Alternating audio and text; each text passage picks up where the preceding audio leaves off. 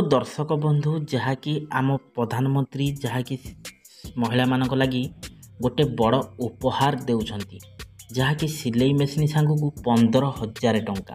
तो दर्शक बंधु जहाँकि प्रधानमंत्री सिलाई मेसिन स्कीम अधीन महिला माने सिलाई मेसिन किनिबा पई 15,000 टंका पाउछंती।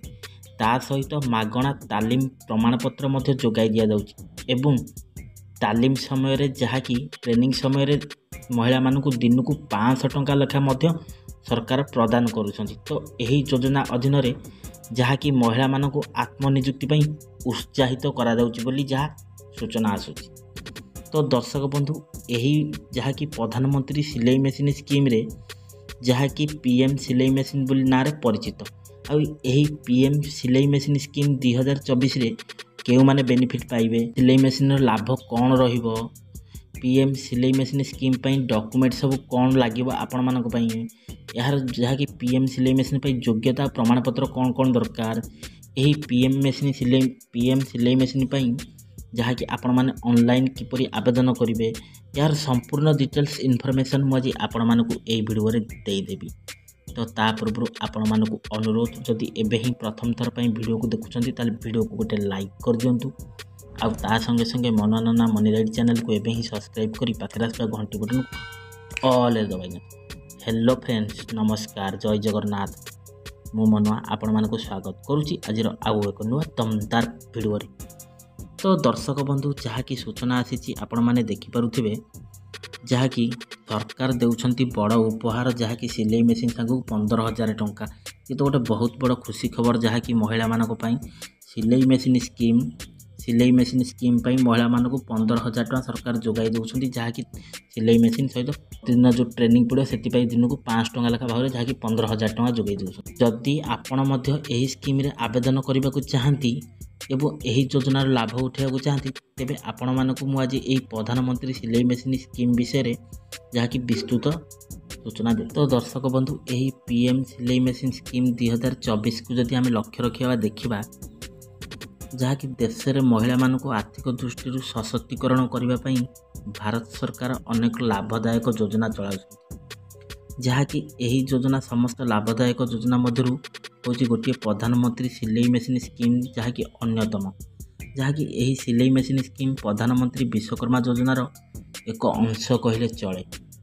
आपण माने जानिथिबे जहाँकि प्रधानमंत्री विश्वकर्मा योजना रे जहाँकि सिलाई मेसिन सांगू 15,000 टंका ट्रेनिंग बाबद को जहाँकि दिन को 500 टंका लेखारे महिला मानक मिलुछि। तो यही योजना रे सबुठु नुआ बड़ कथा हला जहाँकि यही योजना अधीन रे नुआ सिलाई मेसिन किनिया पई आ पोशाक सिलाई सहित जड़ित थिबा कारीगर मानक जहाँकि महिला हूँ कि जेन्स सरकार आर्थिक सहायता राशि प्रदान करछंती। यही योजनार मूल उद्देश्य होछि जहाँकि देशर महिला मानक आत्मनिर्भरशील करने सहित आर्थिक दृष्टिकोण सशक्तिकरण करने होछि बड़ लक्ष्य। यही योजना माध्यम जहाँकि सिलाई मेसिन किनिबा पई सरकार महिला मानक मागणा तालीम एवं तालीम प्रमाणपत्र पई सरकार 15,000 टंका आर्थिक सहायता राशि प्रदान करुछंती एही विश्वकर्मा योजना रे।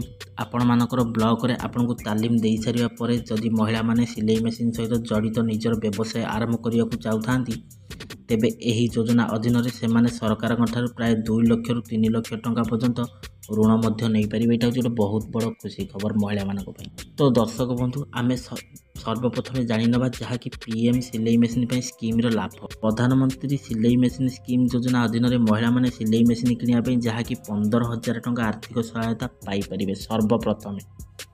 तो यही योजना अधीन रे जहाँकि मागणा तालीम एवं तालीम रो प्रमाणपत्र मध्य दिया जिवो महिला मानक।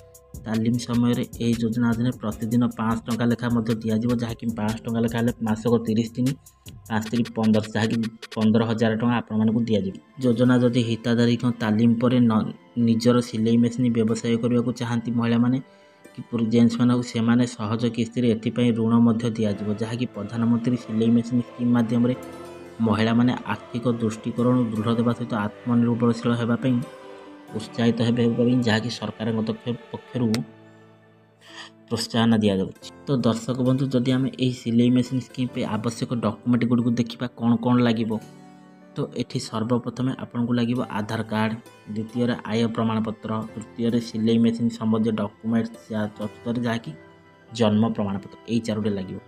जदि आम यही सिलाई मेसीन जो सिलाई मेसीन योग्यता प्रमाणपत्र देखा कौन कौन लगे सर्वप्रथम हूँ भोटर आईडी, सेकेंड हूँ पासपोर्ट साइज फोटो, 3 नंबर हूँ बैंक अकाउंट, 4 नंबर हूँ आधार कार्ड सहित अन्य डॉक्यूमेंट। तो दर्शक बंधु यही प्रधानमंत्री फ्री सिलाई मेसीन जदि आप ऑनलाइन के आवेदन करेंगे केमती देखा सर्वप्रथम आपन को प्रधानमंत्री विश्वकर्मा योजनार ऑफिशियल वेबसाइट को जावाक पड़ो। यापर आपन को रजिस्टर आप साइन कर क्लिक करने को पड़ो। तापर पचरा जाइए समस्त तथ्य प्रवेश करने वेबसाइट को पंजीकरण करने पड़ो। वर्तमान यही आईडी एवं पासवर्ड सहित लॉगिन करूँ। लॉगिन करिया परे आवेदन फॉर्म क्लिक कर सारे एथे पचरा जाइए समस्त प्रवेश दस्तावेज को आप प्रवेश करंतु।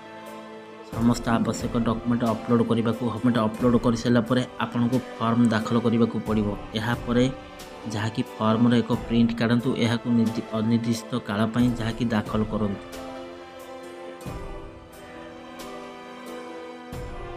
फॉर्म काढ़ी सारापर यही फॉर्म प्रिंट काढ़ु एवं यह निर्दिष्ट कार्यालय जहाँकि दाखल करूँ। आपण सरपंच पाखु तो फास्ट पंचायत लेवल को तापर ब्लॉक लेवल को वेरिफिकेशन आप 15,000 टका सिलाई मेसीन बाबू पाइपर। तो दर्शक बंधु जहाँकि आज भिडियोटी जहाँकि सिलाई मेसीन स्कीम प्रधानमंत्री सिलाई मेसीन स्कीम भिडियोटी जदि आपण मानक मन को कौन आसुची मोर कमेंट बॉक्स में मतामत दिंतु। जब आपने आगुरी पकईसन येस लिखुँ, जब पकईना नो लिखुँ। जो मैंने पकईवा चाहते आप तुरंत एवं ही डेरी नक पकई दिंतु जहाँकि सरकार तरफ मिलूँ फ्री सिलाई मेसीन 15टा आपने पाइपर।